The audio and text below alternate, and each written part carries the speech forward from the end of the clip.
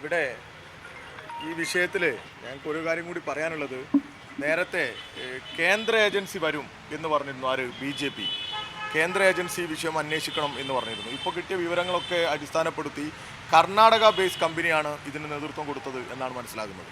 കർണാടകയിൽ നിന്നാണ് ഇതിനാവശ്യമായ സാങ്കേതിക വൈദഗ്ധ്യമുള്ള ആളുകളെ കൊണ്ടുവന്നതും അവരുടെ സേവനം ഉപയോഗപ്പെടുത്തിയതും. കർണാടക യൂത്ത് കോൺഗ്രസ് തെരഞ്ഞെടുപ്പിന് ഉപയോഗിച്ച ഒരു സംവിധാനമാണ് ഇവിടെയുണ്ടായിരുന്ന നേരത്തെ ഉള്ള MLA, മുൻ യൂത്ത് കോൺഗ്രസ് പ്രസിഡന്റ്, അദ്ദേഹത്തിൻ്റെ ഇഷ്ടക്കാരനെ യൂത്ത് കോൺഗ്രസിൻ്റെ പ്രസിഡൻ്റായി കൊണ്ടുവരുന്നതിന് വേണ്ടി ഉപയോഗപ്പെടുത്തിയത് എന്നാണ് കിട്ടുന്ന വിവരം. അതുതന്നെയാണ് കഴിഞ്ഞ ദിവസം ഷാനിബ്, യൂത്ത് കോൺഗ്രസിൻ്റെ മുൻ സംസ്ഥാന സെക്രട്ടറി, പറഞ്ഞത്.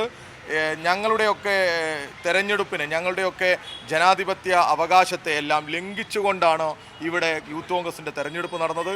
അതിനകത്ത് ഓൺലൈൻ സംവിധാനം ഉൾപ്പെടുത്തിയതുൾപ്പെടെ അതോടൊപ്പം ഈ ID കാർഡുകൾ വ്യാജമായി ഉണ്ടാക്കി അദ്ദേഹം ഇഷ്ടപ്പെടുന്ന, മുൻ യൂത്ത് കോൺഗ്രസ് പ്രസിഡൻ്റായിട്ടുള്ള ഷാഫി പറമ്പിൽ ഇഷ്ടപ്പെടുന്ന അദ്ദേഹത്തിൻ്റെ താല്പര്യക്കാരനായിട്ടുള്ള ആളെ യൂത്ത് കോൺഗ്രസിൻ്റെ സംസ്ഥാന പ്രസിഡന്റ് സ്ഥാനത്തേക്ക് കൊണ്ടുവരാൻ ബോധപൂർവമായ ഇടപെടൽ നടത്തി എന്നുള്ളതാണ് പറയുന്നത്.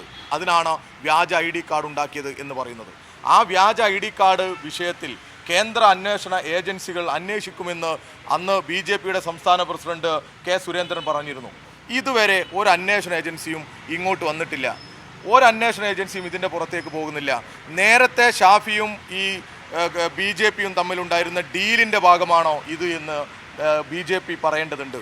ഇവിടെ ഏതൊരു പെട്ടിക്കടയിലേക്കും കേന്ദ്ര അന്വേഷണ ഏജൻസിയെ കൊണ്ടുവന്ന് ഇവിടെ ആകെ വലിയ പ്രയാസമാണ് എന്ന് പറയിപ്പിക്കുന്ന തരത്തിലേക്ക് അന്വേഷണ ഏജൻസികൾ വരുന്ന ഈ കാലഘട്ടത്തിൽ എന്തേ ഇതുപോലെ ഗുരുതരമായ ആയിരക്കണക്കിന് ID കാർഡുകൾ രാജ്യസുരക്ഷയെ ബാധിക്കുന്ന തരത്തിൽ കൃത്രിമമായി നിർമ്മിച്ചു എന്ന് ബോധ്യപ്പെട്ടിട്ട് തെരഞ്ഞെടുപ്പ് കമ്മീഷൻ പോലും ഈ വിഷയത്തിൽ ഇടപെടണമെന്ന് പറഞ്ഞിട്ട് കേന്ദ്ര അന്വേഷണ ഏജൻസികൾ വരാത്തത്? അത് BJPയുമായിട്ടുണ്ടായിരുന്ന ഡീലാണ്, അതുകൂടി പറയണം. ഇതൊരു ഗുരുതര സ്വഭാവമുള്ള ആരോപണമാണ്, ഗുരുതര സ്വഭാവമുള്ള ക്രൈമാണ്. കോൺഗ്രസിനകത്തു നിന്ന് തന്നെ ഇതിൽ വലിയ പരാതി നേരത്തെ സൂചിപ്പിച്ചതുപോലെ വന്നിട്ടുണ്ട്.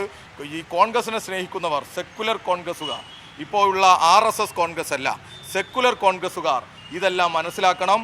യഥാർത്ഥ നിഷ്കളങ്കരായിട്ടുള്ള കോൺഗ്രസുകാർ ഈ വ്യാജന്മാരെ തിരിച്ചറിഞ്ഞ് ഈ തെരഞ്ഞെടുപ്പിൽ അവർക്കുള്ള വലിയ തിരിച്ചടി കൊടുക്കണമെന്ന് കൂടി ഞങ്ങൾ ആവശ്യപ്പെടുകയാണ്.